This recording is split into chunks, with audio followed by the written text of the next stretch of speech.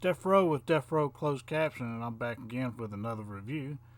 And this week I'm going to be talking about the 1978 classic Dawn of the Dead by none other than George A. Romero and, of course, Claudio Argento, who helped a lot on this movie.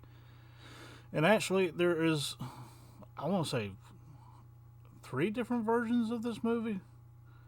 If I'm not mistaken, there's one that's just Romero. There's one that's kind of got Romero and Argento's style to it, and then there's one that's just straight up Argento's style.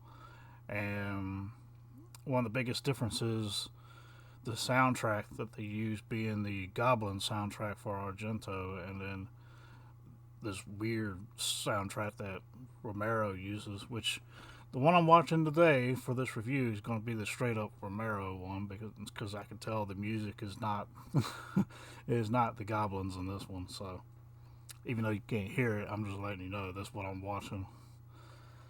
So 1978's Dawn of the Dead, starring David Emge. I don't know if I'm saying that last name wrong. If I say any of these names wrong, I apologize. As Stephen or Flyboy. Ken Foree as Peter, Scott Reiniger as Roger, and Galen Ross as Francine, which is the very, very pretty blonde in this movie.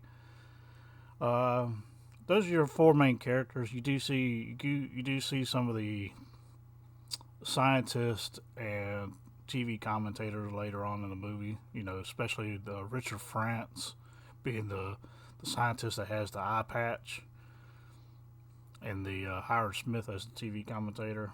At the very beginning of this movie, you see two people arguing back and forth, as you can see right here. They start off in the studio, and this guy's like, "Who? Why are we to believe you? Why are we killing all these folks because you say they're dead when they keep coming back or whatever?" And the guy's like, "No, you don't understand. If you do not kill them, they come back and they kill you. The sole purpose is to keep eating." And of course, everybody in the studio is like booing him or whatever for telling the truth. And of course, Flyboy comes in there, which is Steven, is basically telling his girlfriend, like, "Look, meet me at the helicopter at 9 o'clock because we're getting the hell out of here. We have to survive. We can't survive staying in the station. This is all a trap." I mean, well, it's not really a trap. You're basically buying your time by staying here. And a lot of people are thinking the same way he's thinking, too. But he's actually got a helicopter to get the hell away quicker than everybody else can.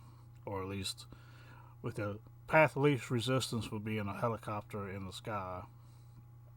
Because if you take a vehicle of some sort, you're liable to run into blockages on the road and everything else.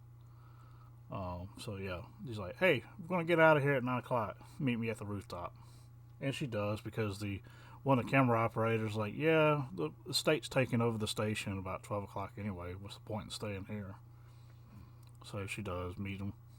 And of course, he has a friend, Roger, who's with the police department, and they're going to meet him as well to pick him up. And then Roger brings Peter along because during this whole shootout in this building right here, Peter actually saves Roger's butt in one of the shootouts. So Roger pretty much trusts him as a good dude, and he ends up being right. There's Peter.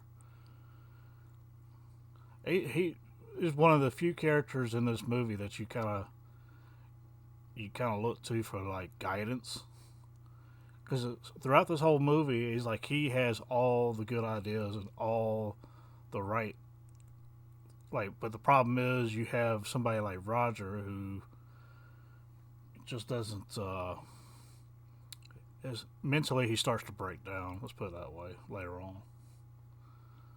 And of course, they all get in the helicopter, and they see all the rednecks down below who are basically out in the middle of nowhere shooting up zombies and stuff, taking it easy pretty much. Like I said before, they had the right plan of escaping the city because the city can be overrun pretty easily, even though the zombies are slow.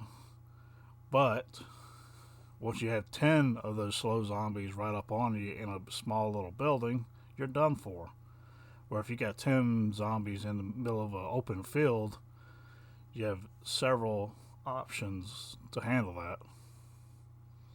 And that's what they're seeing. They're kind of seeing right here with these people out in the country, how they're taking care of it and everything. Now, one thing about these zombies, and one thing I've noticed, you do see Savini later on in the movie as one of the motorcycle gang. But here's a little piece of information for you. And there's a lot of people that say, "Well, I don't like the way these zombies look in comparison to what Savini did in Day of the Dead," and I agree. But the reason that Savini did this is because he wanted the zombies to look a lot like the ones from Night of the Living Dead. And so he made them almost grayish, ghoulish looking. Problem is, when they started filming in color, they came off as almost like they had a blue tint to them. So it didn't really work out like you thought it was going to work out. But it ended up looking pretty decent anyway. And this has been a very popular movie with a lot of Romero followers anyway. So, and Savini made it up with Day of the Dead anyway. That's one of the best movies of all time, in my opinion. So let's continue on. Also, at the very beginning of this movie, if you look close enough at the control board right there when they're in the studio, that you will see George A. Romero. He's one of the dudes controlling the board for the broadcast. I didn't want to show it to you. I want to see if you can find out. See if you can see it. Watch the movie. It's awesome.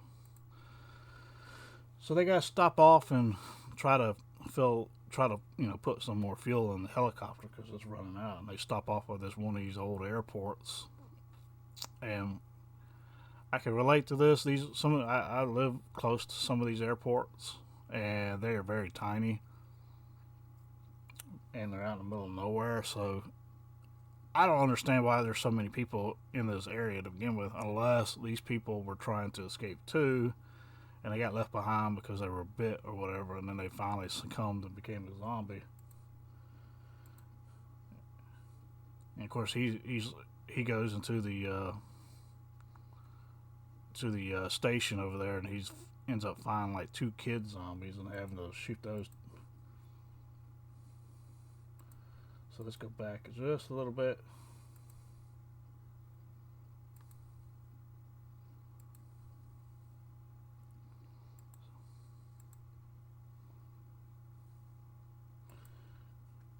You have this infamous scene. Where the zombie gets his head cut off by the blades of the helicopter. Well, I missed it. Oh well.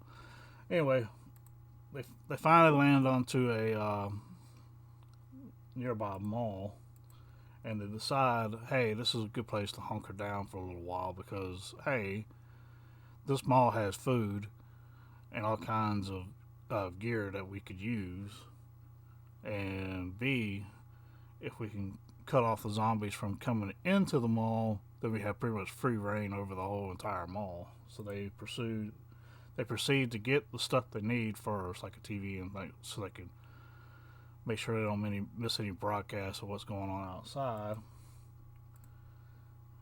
And then, yeah, so they get all the stuff, they get the TV together and everything, they get back upstairs. Weird zombie. And then the next day they decide to get the trucks that they saw like across the on the other side of the mall, bring those down and block the entranceways to the mall so they can keep more zombies from coming in.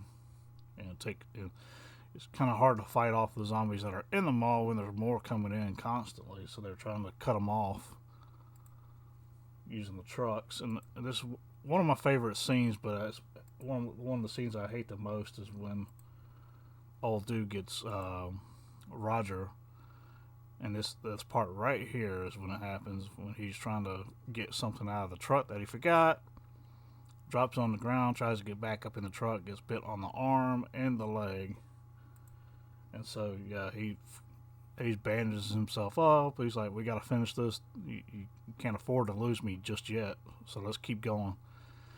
I give Roger that much, but see, the reason it happened though is he was kind of, and Peter's trying to get to him, like, hey man, is your head screwed on correctly here, or are you thinking clearly?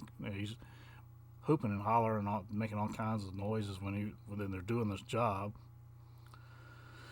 and he's trying to get Roger to calm down before something bad happened, but it was too late. Something bad did happen, and Roger got bit. So Roger was kind of losing his mind a little bit when they were doing this. If he had stayed calm and done what he was supposed to do, and not hooped and hollered and done all this other stuff, yeah, I think the reason he was doing it was trying to build up the nerve to do it. But at the same time, it ended up drawing too much attention to him, especially from the zombies when you don't want the attention. So that happened, and they use the they have a map of all the air ducts, and there's one big enough air duct that goes throughout the entire top level of the store of the mall, and they can get into the hunting department, I guess. Yeah, the hunting department or the hunting store or whatever. They get in there and grab all the guns they can get and ammo up, because now they cut off all the zombies to the mall. They could easily take care of the ones in the mall, but they also, just to make sure everything's safe, they get around to they get the car right here and race around to all the entrances and lock up all the doors to make sure nothing gets in at all anymore. Because even though the trucks are blocking it, some zombies are going underneath the truck and whatever and getting in somewhat. So they slowed the flow down, but they didn't completely stop it. By locking the doors, they can completely stop it. And I tell you what, seeing the movie with him in a mall and thing makes me want to live in a mall. How awesome that it would be. So they got them all shut up. Now it's time to clean up. And so that's what they do next. They go around basically playing around for a little while, but then they clean up all the and of course Roger eventually succumbs to his bites. And he lasted, from what I can tell, more than the normal 3 days of what, because one of the things Peter was saying is the average was 3 days for someone to survive a bite and succumb to it and become a zombie. And Roger seemed to have lasted longer than 3 days. At least, I think he did. I like to think he did, anyway. So, let's go back here.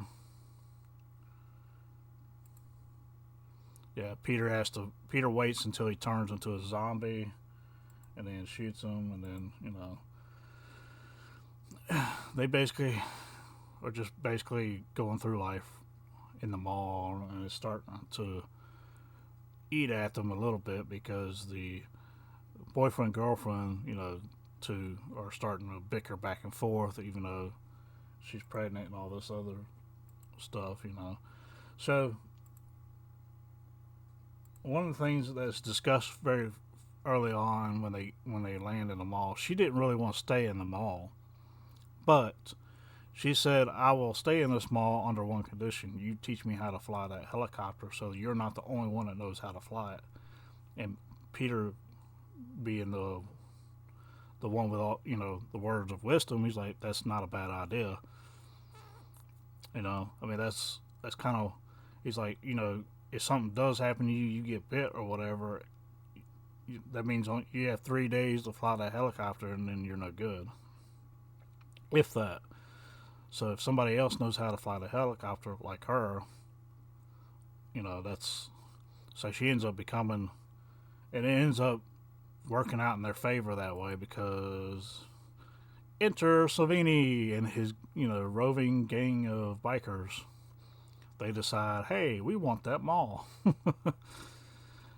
And they basically just ride up in there and start shooting everything up and messing everything up that they have worked so hard to do.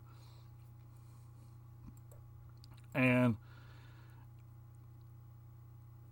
Peter warned Flyboy, or Steven, get in and out of there quietly. Just make it hard for them and then get out of there. Well,